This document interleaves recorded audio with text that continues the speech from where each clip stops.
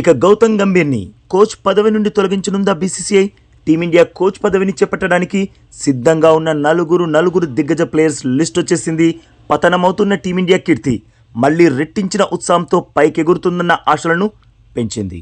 On boss Gambhir కోచింగ్లో టీమిండియాకి వరుస ఓటములు ఎదురవుతున్నాయి. టీ20 ఫార్మాట్లో ఓటములు, ఓడిఐ ఫార్మాట్లో ఓటములు, అంతకుముందు టెస్ట్ ఫార్మాట్లో కూడా ఓటములే. ఈ ఓటములు కూడా మామూలు ఓటములు కావు.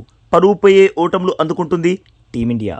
గంభీర్ కోచింగ్లో 4 ఓడిఐ సిరీస్లలో ఓడాం, 2 టీ20 సిరీస్లు కోల్పోయాం, అలాగే ఓ 3-4 టెస్ట్ సిరీస్లలో కూడా టీమిండియా ఓటమి పాలైంది. అంటే గంభీర్ కోచింగ్లో ఆల్మోస్ట్ 10 బయలాటరల్ సిరీస్లలో మనం ఓడిపోయాం. మరి ఇది సరిపోతుందా, లేదంటే టీమిండియా పరువు పాతాళంలోకి పడిపోయే వరకు వెయిట్ చేస్తారా? గంభీర్ని కోచ్ పదవి నుండి తప్పించే సమయం వచ్చేసింది. తన స్థానంలో నయా కోచ్ని తీసుకురావాల్సిన అవసరం, యాక్చువల్గా అవసరం కూడా కాదు, అత్యవసరం వచ్చేసింది. ఎందుకంటే బాస్, టీమిండియా ఇంగ్లాండ్ చేతిలో ఓడిఐ సిరీస్ ఓడిపోయింది. ఇదేదో మామూలు ఓటమి కాదు బాస్. ఎందుకంటే ప్రస్తుతం ఓడిఐ ర్యాంకింగ్స్లో నెంబర్ 7లో ఉంది ఇంగ్లాండ్ టీం. మరి మన టీం ఏ స్థానంలో ఉందో తెలుసా? నెంబర్ 1 స్థానంలో. అలాంటిది టీమిండియా ఇంగ్లాండ్ చేతిలో సిరీస్ కోల్పోవడం ఎంత అవమానకరం. కేవలం ఓడిఐ ఫార్మాట్లోనే కాదు, టీ20 ఫార్మాట్లో కూడా.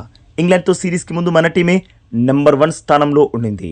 బట్ 5 టీ20 సిరీస్ని 4-0తో క్లీన్ స్వీప్ చేసి మన టీంని వెనక్కి నెట్టి ఇంగ్లాండ్ నెంబర్ 1 స్థానాన్ని కైవసం చేసేసుకుంది. ఇవన్నీ గమనిస్తున్న బీసీసీఐ గంభీర్ని తప్పించే ఆలోచన మొదలుపెట్టింది అన్న వార్తలు సోర్సెస్ ద్వారా కొంచెం బలంగానే వినబడుతున్నాయి.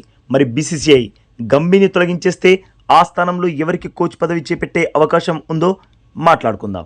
ఇందులో ఫస్ట్ వచ్చే పేరు వివిఎస్ లక్ష్మణ్, ప్రస్తుతం ఎన్సీఏ హెడ్ కోచ్. అది మాత్రమే కాదు, జింబాబ్వే టూర్కి వెళ్తున్న మన టీమిండియాకి తానే హెడ్ కోచ్. చాలా కూల్గా తన పని తాను చేసుకుంటూ పోతాడు. గౌతమ్ గంభీర్లా కాంట్రవర్సీలకు అస్సలు అవకాశం ఇవ్వడు. పైగా మన హైదరాబాదీ. ఎంతైనా మనవాడు టీమిండియాకి కోచ్గా చేస్తున్నాడు అంటే మనకు కూడా ఎంతో సంతోషంగా ఉంటుంది కదా. ఏమంటారు బాస్? ఇక second name Ashish Nehra, Gujarat Titans coach. చెప్పాలంటే బ్లాక్ బస్టర్ హిట్ కోచ్. ఎందుకంటే ఐపీఎల్లోకి జీటీ వచ్చినప్పటి నుండి ఇప్పటి వరకు చాలా అద్భుతమైన ప్రదర్శనలు ఇస్తూనే ఉంది. అప్పటి నుండి ఇప్పటి వరకు జీటీకి కోచ్గా ఆశీష్ నెహ్రానే టీంని ముందుండి నడిపిస్తున్నాడు. అలాంటి వెరీ టాలెంటెడ్ కోచ్ టీమిండియాకి కోచ్ అయితే మాత్రం టీమిండియాకి వేరే లెవెల్ విజయాలు అందించేస్తాడు. అయితే ఇక్కడ ఓ సమస్య ఉంది.